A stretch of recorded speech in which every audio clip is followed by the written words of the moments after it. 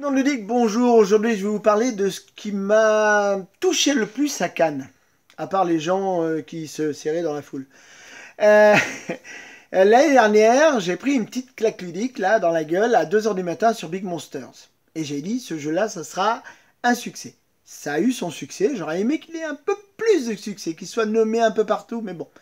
Il a eu son succès quand même de reconnaissance et il continue son chemin et tout va bien pour ce jeu et pour l'équipe qui s'en occupe. Donc bravo à eux et j'ai été très content de tout petit peu participer à la chose en faisant des conneries complètement pour le plaisir de le faire. Et là, je me suis dit cette année, je vais essayer de trouver un truc pour faire pareil. Et j'ai pas eu besoin de chercher longtemps. Je suis tombé sur l'information avant d'aller au palais que Abyss Pocket allait être présent sur une table de Bombix. J'ai fait quoi? Abyss Pocket? J'ai même pas entendu parler, j'ai même pas vu arriver ce truc-là. Et pour ceux qui connaissent donc déjà Abyss, voilà, Abyss qui est sorti il y a 4-5 ans, qui sont issus de deux auteurs extrêmement connus qui ne sont pas des petits lapins de première année. C'est Monsieur Bruno Catala et Charles Chevalier, qui avaient déjà fait une belle réussite avec cette boîte. Moi, je trouvais ça très très bien. Après, c'était un jeu assez long. Non, qu'il fallait une bonne heure pour faire une partie quand on tombait pas sur des joueurs un petit peu casse-pieds. Donc c'était un jeu à la fois familial plus, mais qui était accepté entre guillemets par les joueurs qui sont un peu plus costauds et qui ont trouvé que dans ce jeu il y avait de quoi et de manière à réfléchir et un petit peu à réfléchir trop longtemps sur certains coups. Non, non, je suis pas énervé. Et ces deux auteurs, donc, nous ont sorti ce jeu-là, ok, et nous sortent Abyss Pocket. Abyss Pocket va être chez Bombix. Bam, pour ceux qui ne connaissent pas la petite, voilà, c'est un papillon, je crois d'ailleurs. Ouais, c'est un papillon. Papillon Bombix, dans une petite boîte métal, et qui sortira, si tout va bien, à la fin de l'année, pour 15 €. Croyez-moi, vu la qualité du jeu et l'efficacité du jeu, il n'y a aucune raison que ça ne soit pas un succès. Et un putain de succès. Et je pense même qu'il pourrait avoir des prix ce jeu. S'il passe correctement, il n'y a aucune raison qu'il ne soit pas reconnu comme un très bon jeu dans l'année fin 2019-2020. Les raisons. 1.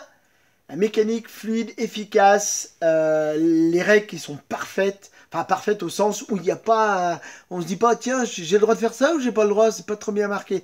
Alors là, encore, on est sur du Bruno Catala hein, et du Charles Chevalier, c'est net, c'est clair, c'est nickel. Il n'y a pas un brin d'ambiguïté. Donc ça marche très bien. Ensuite, quand vous faites une partie, vous découvrez déjà que c'est rapide. 20 minutes à 30 minutes. Je dis bien 20 à 30 minutes. Mon record sur une partie avec des gens qui savaient jouer, c'est 17 minutes. Et point compté. Autant vous dire que c'est très rapide. Mais on n'a pas la sensation de manquer de temps ou de tours pour finir notre pyramide inversée de seigneurs et de positionnement de seigneurs pour gagner des points. C'est ça qui est intéressant, c'est-à-dire que souvent dans les jeux, on arrive à la fin, on dit ah, il me manque un tour. Ah, il me manque ça, ah, ça j'ai pas eu, et puis il me manque du temps pour... Non, là c'est tellement rapide qu'à la fin vous dites ouais, j'aurais pas dû jouer ça, ou j'aurais pas dû tirer ces cartes-là, j'aurais dû tirer moins de cartes, laisser moins de possibilités aux autres. Ça, d'accord. Mais dire qu'il nous manque du temps pour finir une partie, non. Vous finissez la partie, vous dites, bon, bah, je suis au maximum de ce que je pouvais faire.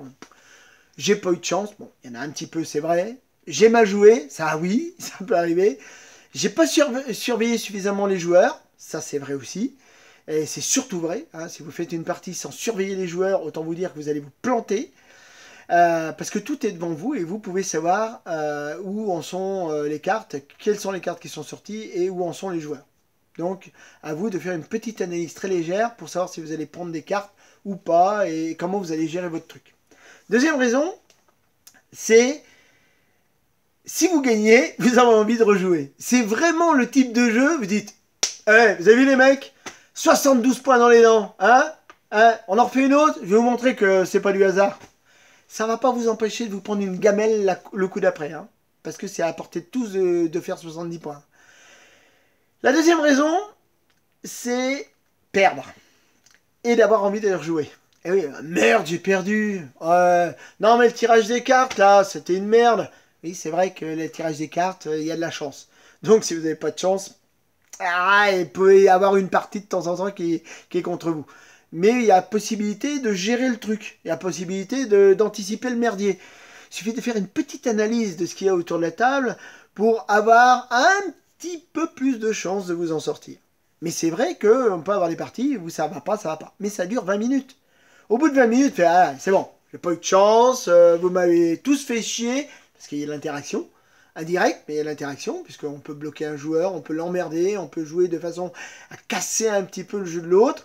Donc, et sans se mettre en difficulté. Donc, il y a possibilité d'avoir plein de petites stratégies tactiques de jeu, qui fait que on peut avoir un bon contrôle sur la partie hasard.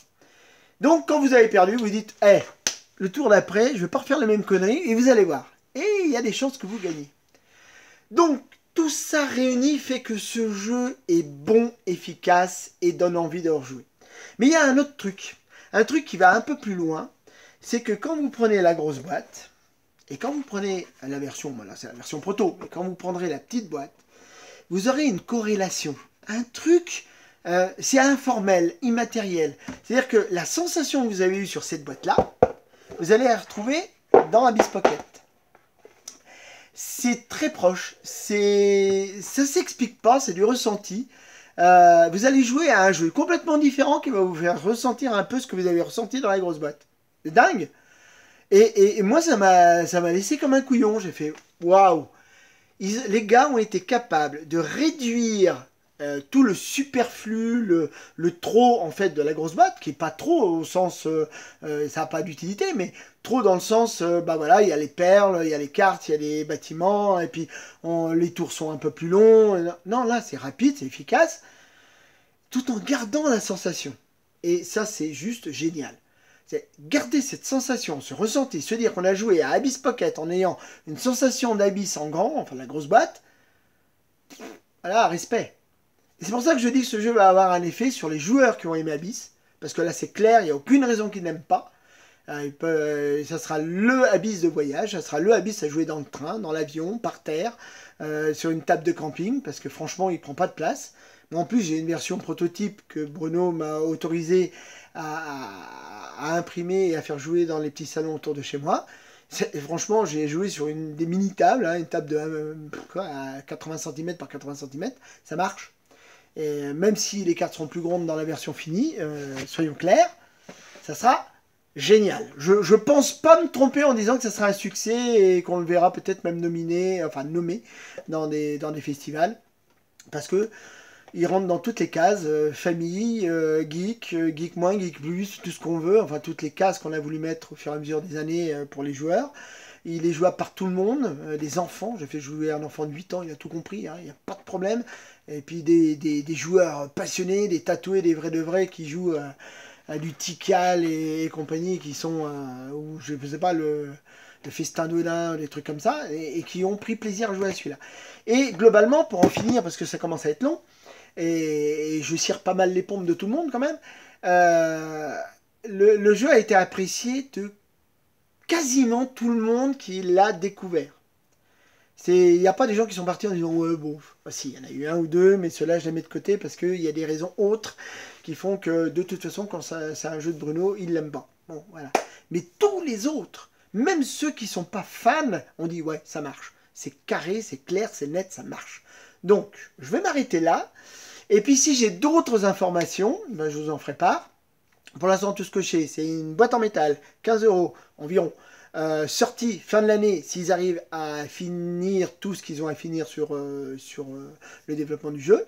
Et j'espère qu'il arrivera à Essen et qu'à Noël, je pourrai en acheter 2-3 boîtes pour les offrir. Parce que c'est ce qui va arriver. Sur ce, je vous souhaite une bonne après-midi et à la prochaine.